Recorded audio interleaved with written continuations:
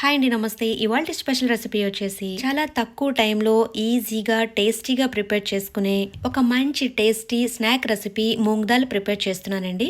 అచ్చం బయట కొన్నట్టే అదే టేస్ట్ తో ఇంట్లోనే ఈజీగా ప్రిపేర్ చేసుకోవచ్చు.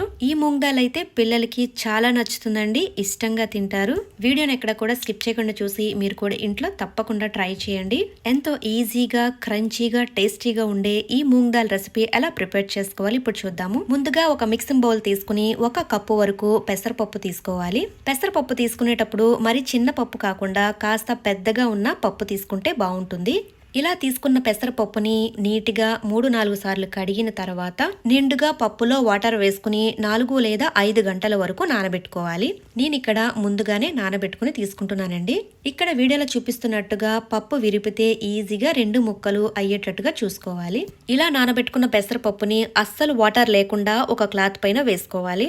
ఎండలో కాకుండా ఫ్యాన్ కింద ఆరబెట్టుకోవాలి. ఇలా పప్పు అంతా వేసుకున్న తర్వాత చేత్తో పలచగా ఆరబెట్టుకోవాలి. ఈ పెసరపప్పుని 1 గంట సేపు ఆరబెడితే సరిపోతుంది. త్వరగా ప్రిపేర్ చేయాలి అనుకునే వాళ్ళు ఒక క్లాత్ తీసుకుని పప్పు తడి లేకుండా తుడుచుకుని తీసుకోవచ్చు. పప్పు 1 గంట ఆరిన తర్వాత చూసారు కదండి, అస్సలు తడి అనేది లేకుండా ఇలా ఆరబెట్టుకుని తీసుకోవాలి.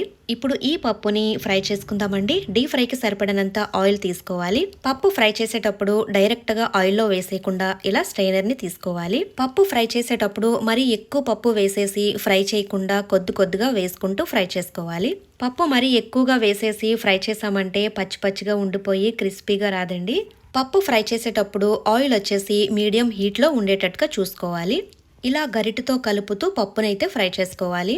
చూసారు కదండి, వీడియోలో చూపిస్తున్న విధంగా పప్పునైతే ఫ్రై చేసుకోవాలి. పప్పు ఎలా వేగాలి అంటే నోట్లో వేసుకోగానే క్రంచీగా ఉండేటట్టుగా చూసుకోవాలి. పప్పు వేగిపోయింది అనడానికి మనం ఇలా కుదిపితే కనుక చూసారు కదా, ఇలా సౌండ్ అనేది వస్తుంది. అప్పుడు పూర్తిగా చక్కగా వేగిపోయినట్టేనండి. ఇలా వేగిన పప్పుని టిష్యూ పరిచిన ప్లేట్లోకి తీసుకోవాలి. మొత్తం పప్పు అంతా కూడా ఇలానే ఫ్రై చేసుకుని టిష్యూ పరిచిన ప్లేట్లోకి తీసుకోవాలి. ఇలా టిష్యూ పరిచిన ప్లేట్లోకి తీసుకోవడం వల్ల ఎక్స్ట్రా ఆయిల్ ఏమైనా ఉంటే పీల్ చేసుకుంటుందండి. ఇలా ఫ్రై చేసుకున్న తర్వాత ఇప్పుడు ఇందులో టేస్ట్ కి తగ్గట్టుగా 1/2 టీ స్పూన్ వరకు సాల్ట్ వేసుకుని మిక్స్ చేసుకోవాలి. మీకు ఇంకా స్పైసీగా కావాలి అనుకుంటే కారం, చాట్ మసాలా కూడా వేసుకుని మిక్స్ చేసుకోవచ్చు. పిల్లలు స్పైసీగా కాకుండా సాల్టెడ్ నమ్కిన్ ఇష్టపడతారు కాబట్టి ఈ విధంగా ప్రిపేర్ చేసుకుంటే బాగుంటుంది. ఇలా ప్రిపేర్ చేసుకున్న మూంగ్ దాల్ ని స్టోర్ చేసుకుంటే చాలా రోజుల వరకు నిలవ ఉంటుందండి.